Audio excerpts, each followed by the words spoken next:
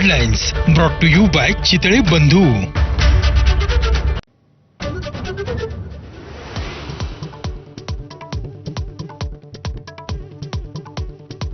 उद्या महाराष्ट्र बंद होऊ शकतो, अजून आमचं आवाहन नाही. बच्चू कडूंचं वक्तव्य.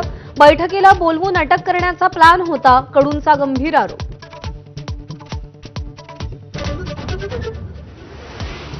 शेतकरी नेत्यांच्या उपस्थितीअभावी मुख्यमंत्र्यांनी मुंबईत बोलावलेली बैठक अखेर रद्द.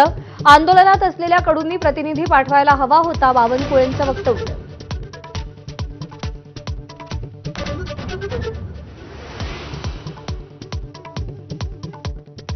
बच्चू कडूंचा संध्याकाळी 5 वाजेपर्यंतचा सरकारला अल्टिमेटम. कर्जमाफीचा निर्णय न झाल्यास रामगिरी बंगल्याकडे कूच करण्याचा सरकारला इशारा.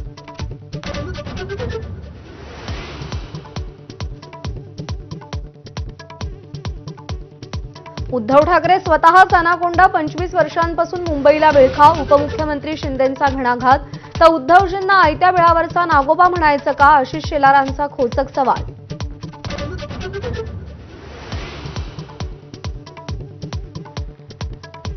जैन बोर्डिंग व्यवहारात गोखले बिल्डरकडून मिळालेली 230 कोटींची रक्कम गोठवा. शिवसेना नेते रवींद्र धंगेकरांची मागणी.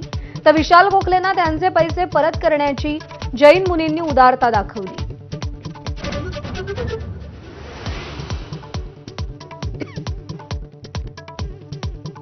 बीडमधील वडवणीत डॉक्टर महिलेच्या आत्महत्या प्रकरणी ग्रामस्थांचा मोर्चा. मुख्यमंत्र्यांच्या राजीनाम्याची मागणी. बीड परळी महामार्गावर आंदोलन.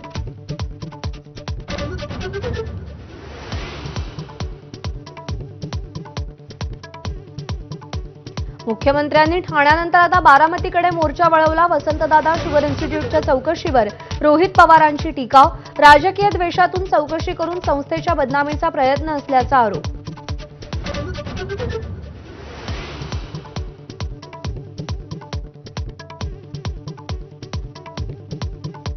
अयोध्येतील राम मंदिरासह 7ही मंदिरांचं बांधकाम पूर्ण. कळस आणि ध्वजदंडही लागले. तर पंतप्रधान मोदी 25 नोव्हेंबरला राम मंदिराच्या शिखरावर भगवा ध्वज फडकवणार.